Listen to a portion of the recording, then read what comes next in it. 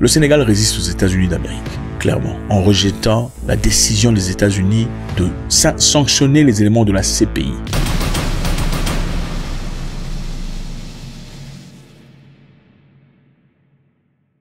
La vraie force, ce n'est pas quand on est fort et on a les compétences et les capacités. La vraie force, c'est quand on fait face à quelqu'un de plus fort que ça. Et on est en capacité de rester debout, malgré son opinion opposée. La vraie force, c'est savoir exprimer ce qu'on pense vraiment à son intérieur, sans avoir peur des conséquences, même s'il y a des conséquences. Et s'il y a des conséquences, avoir le courage de faire face à ces conséquences. C'est ça la force. La force n'est pas attribuée seulement aux plus forts, ou ceux que nous paraissent forts. En réalité, la force, quelquefois, vient de l'intérieur, de ceux qui, quelquefois, paraissent faibles. Le Sénégal résiste aux États-Unis d'Amérique, clairement, en rejetant la décision des États-Unis de sanctionner les éléments de la CPI. Bravo au Sénégal. Piyama Kofi. Yeah. Le Sénégal a exprimé sa solidarité avec la Cour pénale internationale et a appelé les États-Unis à lever les sanctions imposées au tribunal et à ses responsables. C'est incroyable. Le Sénégal, sur la carte, un beau pays, un lieu très intéressant, une culture très enrichie. Le Sénégal se lève. Vous savez, l'honneur ne se donne pas gratos. C'est quelque chose d'inné. Et on naît avec l'honneur, mais aussi on apprend à ses enfants très jeunes. Quand on devient plus vieux, ça devient très difficile d'acquérir la dignité. La dignité, c'est un truc royal. Moi, j'ai expérimenté des gens dans la vie qui n'avaient rien, mais ce sont des gens dignes. Dans leur rien, ils sont dignes. Vous n'allez pas les piétiner. Jamais de la vie. Et j'ai aussi vu des gens qui sont des pleurnichards, des naturels beggars. Ce sont des suppliants. Ce sont des mendiants en cravate. Il y a des gens mendiants en cravate. En fait, vous voyez, la personne vous voit en train de sourire. Vous savez déjà que cette gentillesse est liée à la flatterie. Une flatterie nue. Et c'est triste parce qu'on ne sait même pas... Moi, je ne sais pas faire semblant par rapport à cette décision. Comme ça. Quand vous voyez des gens venir vous supplier, vous savez, c'est pas... En fait, on vous célèbre, on vous exalte. Mais ce n'est pas par amour, ce n'est pas par sympathie, c'est par intérêt et on le voit. Et c'est indigne. Il y a aussi des gens que j'ai vus qui n'ont absolument rien, mais jamais ne feront ce genre de bêtises. Ils disent, bonjour, comment ça va? Je vais juste vous saluer. C'est tout, fini. Mais monsieur n'a absolument rien. Le Sénégal se lève contre les États-Unis d'Amérique. Alors la question qui se pose ici, qu'est-ce qui va se passer au Sénégal? Qu'est-ce qui va se passer au Sénégal? Donc le Sénégal a exprimé sa solidarité avec la Cour d'appel, avec la Cour pénale internationale. Dans un communiqué, le ministère des Affaires étrangères sénégalais a dénoncé ces actions américaines comme une atteinte à l'indépendance de la Cour et au mandat de ses responsables. Ok, qu'est-ce qui s'est passé? Les États-Unis ont sanctionné les membres de la CPI. Le Sénégal a réagi disant ce que vous faites là, c'est injuste. Vous êtes en train de porter atteinte. Vous attaquez l'indépendance de cette Cour et sa nature. C'est inacceptable. Le département d'État américain a annoncé ce mercredi des nouvelles sanctions contre 4 responsables de la CPI, dont 2 juges et 2 procureurs. En quelle raison, vous vous posez la question de savoir?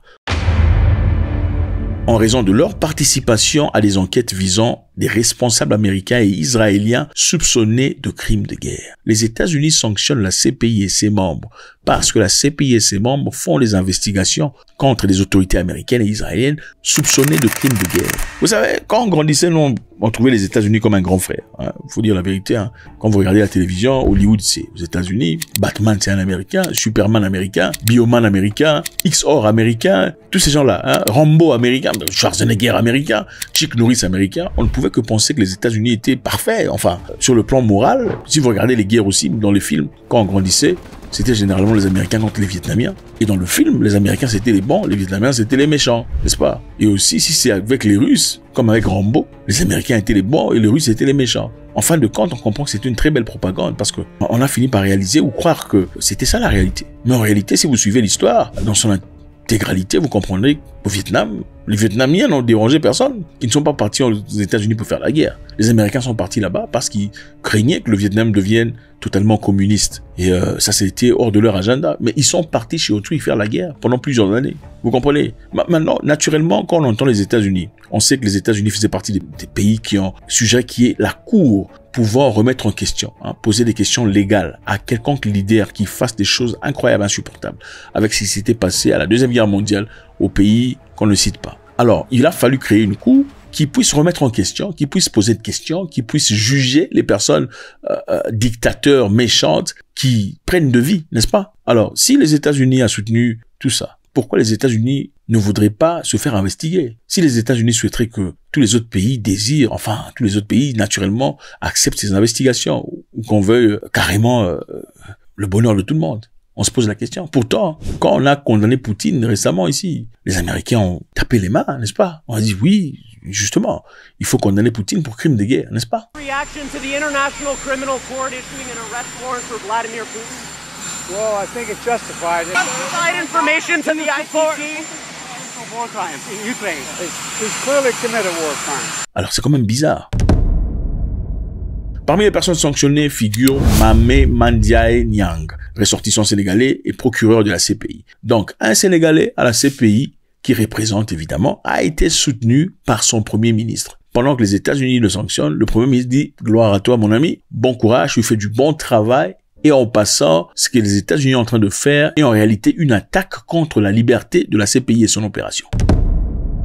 Alors, ces sanctions comprennent quoi? On se pose la question de savoir. Alors, on voit ici, les gels des avoirs sous juridiction américaine. C'est-à-dire, si vous avez une villa, vous avez des voitures, des éléments aux États-Unis d'Amérique, gel complet. Donc, vous les perdez. Interdiction de voyager aux États-Unis. Donc, vous n'aurez plus de visa, plus d'admission aux États-Unis. Restrictions commerciales avec des ressortissants ou entités américaines. C'est-à-dire, si vous faites le commerce avec des Américains, désormais, ils ne le feront pas parce que vous avez été sanctionné. Si vous faites usage des plateformes américaines, désormais, on va vous kick out. Vous avez un compte PayPal, il y a des possibilités qu'on vous balance, on saisisse votre argent. Vous avez Stripe, vous avez Hotmail, Yahoo, il y a des possibilités qu'on bloque votre accès au Hotmail. Ce n'est pas la première fois que ça arrive, c'est des histoires qui sont arrivées dans le passé. Le Premier ministre sénégalais Ousmane Sonko a également apporté son soutien à Mama Mandiaye Niang, saluant sa dévotion à la justice. Moi, je me pose la question, je me dis, est-ce que ça ne paraîtrait pas comme un challenge aux États-Unis, le fait que M. Sonko s'exprime ouvertement? Parce que dans beaucoup de cas, les Américains aiment vous voir vous taire, même s'ils font des choses qui quelquefois peuvent paraître comme bousculants. On veut que tu te taises, hein? On te gifle, mais tais-toi. Hein? On va te sanctionner, on va mettre des tarifs ou machin. Toi, ne le fais pas. Si tu le fais, tu vas subir des conséquences. C'est généralement ça. Alors, encore une fois, ma question est, est-ce que le Sénégal doit s'apprêter à quelque chose? Les États-Unis, les amis, avaient déjà sanctionné la CPI et le procureur-chef Imran Khan, après que celui-ci ait demandé en novembre dernier des mandats d'arrêt contre le Premier ministre israélien et le ministre de la Défense pour crimes de guerre présumés à Gaza. Alors, M. Khan, pour ceux qui savent, avait demandé l'arrestation de M. Kontsidpa et son M. Kontsidpa. I can also confirm today that I have reasonable grounds to believe, on the basis of evidence collected and examined by my office, that Israeli Prime Minister Benjamin Netanyahu and Minister of Defense Yoav Gallant bear criminal responsibility for the following international crimes committed on the territory of the State of Palestine. Et évidemment, il y a eu condamnation incroyable venant de partout, surtout des républicains américains qui pensent que leur devoir à eux, c'est de protéger le pays qu'on cite pas. C'est leur devoir. International Criminal Court has overstepped its authority and set a dangerous precedent by seeking arrest warrants for Israeli Prime Minister Netanyahu and Israel's Defense Minister Gallant alongside Hamas terrorists. Ils ont carrément craché le feu sur M. Khan, disant qu'il lui était interdit de fouler la plante de ses pieds aux États-Unis d'Amérique et que sa famille ne viendrait plus jamais aux États-Unis d'Amérique et qu'il risquerait de subir des conséquences réelles s'il continue dans cette mission. Et peu après, M. Khan a vu ses comptes email bloqués parce que quand vous utilisez Outlook, c'est américain, on vous bloque. Quand vous utilisez Microsoft, c'est américain, on vous bloque. Quand vous utilisez les comptes bancaires qui sont liés au système bancaire américain, on vous bloque, on vous kick. Donc ça, on peut vous rendre la vie très difficile. On peut même vous empêcher de voyager. Si l'avion est affilié aux États-Unis d'Amérique, on leur dit vous serez sanctionné si vous osez servir une personne qui a été sanctionnée par nous. Vous voyez combien la vie d'une personne peut changer. Alors Monsieur Khan a subi des conséquences très dures. Et aussi, retenez que les Nations Unies, leurs offices sont à New York, aux États-Unis d'Amérique. Maintenant, pour une personne censée travailler dans cet office des Nations Unies situé à New York, se voir empêché d'avoir un visa, c'est-à-dire qu'on travaille plus carrément. C'est très difficile. Alors, les amis, il estimait que Mamé Mandiaye Niang, j'ai tué son nom là, grave, excusez-moi les Sénégalais, a contribué à l'élaboration ou à la supervision des enquêtes de la CPI portant sur les crimes de guerre présumés à Gaza commis lors des opérations militaires israéliennes. Donc, il a investigué, il a été là, il était présent par rapport au traitement de ce dossier. Numéro 2, les opérations militaires américaines et celles de la CIA en Afghanistan, dans le cadre d'une autre enquête en cours. Donc, il y a deux enquêtes. Il y a l'enquête du pays qu'on cite pas, il y a l'enquête de la CIA et les opérations américaines en Afghanistan, où beaucoup de personnes ont perdu la vie. Monsieur est très impliqué.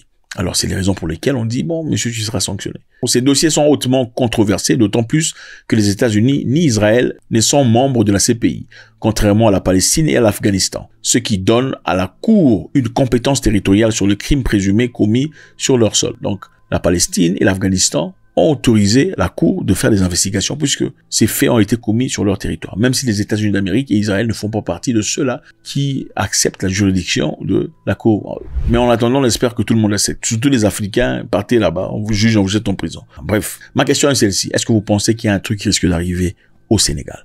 Et aussi, il a été reporté que le Sénégal faisait partie des pays qui ont rejeté l'idée d'accueillir des immigrants américains rejetés par Trump. Si c'est vrai, ça deviendra très chaud très vite. Au Burkina Faso vient de libérer des journalistes après une conscription forcée. 4 journalistes ont été libérés. Heureux pour eux, en tout cas. Je suis sûr que leur famille directe est heureuse de le recevoir.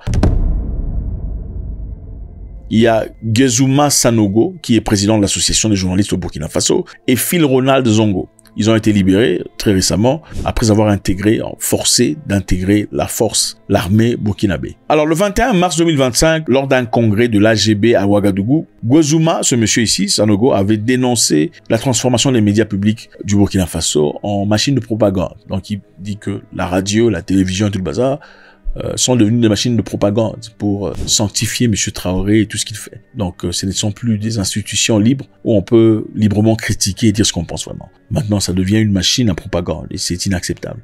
Il a aussi critiqué ce qui se passe par le gouvernement, a demandé la libération de certains d'autres journalistes qui ont été incarcérés. Et aussi, d'après certaines personnes, il aurait nié le fait des choses qui se passent au front. Alors, il aurait apparemment nié les faits de ce qui se passe au front, et aurait dit qu'il n'y avait pas de guerre, en tout cas pas de guerre autant qu'on le prétend. Alors, qu'est-ce que le gouvernement burkinabé aurait fait? On a dit, bon, messieurs, mettez-vous en tenue militaire, on y va. Comme ça, vous serez vous-même témoin de ce que vous racontez. Et apparemment, ça n'a pas été facile. Et d'après certaines personnes, ils ont finalement reconnu, enfin, ils se sont excusés, ou peu importe comment ça se passait. La vraie information sur le terrain, malgré la bonne foi des hommes. J'ai vu le butin, ce qui a été saisi. On ne peut pas imaginer, bon, en tout cas, vous êtes tenté de sécher des choses ici. On ne peut pas imaginer que des gens soient dans la brousse là avec des choses comme ça. Ils gagnent ça où? Qui leur donne. Et avec toute la gymnastique que vous faites pour prendre, consolider, avancer, la joie des populations quand on vous voit revenir, vraiment c'est merveilleux. Ça n'a vraiment rien à voir avec ce que nous on entend et souvent ce qu'on voit. Voilà, donc c'est carrément une autre réalité. Maintenant, ils ont quand même été libérés. Donc, c'est ça, les amis. Le Sénégal se lève contre Trump. Qu'est-ce qui va se passer ensuite? En fait, moi, ça va souvent penser. C'est toujours avec beaucoup de plaisir. God bless.